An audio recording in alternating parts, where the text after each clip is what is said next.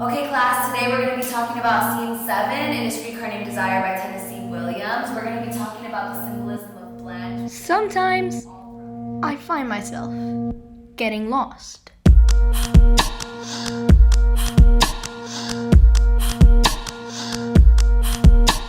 Lost in my own imagination. A world where I can dream. I can see myself exploring.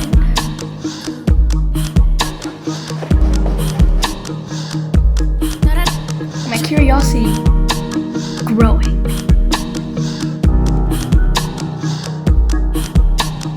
Wandering in forbidden lands.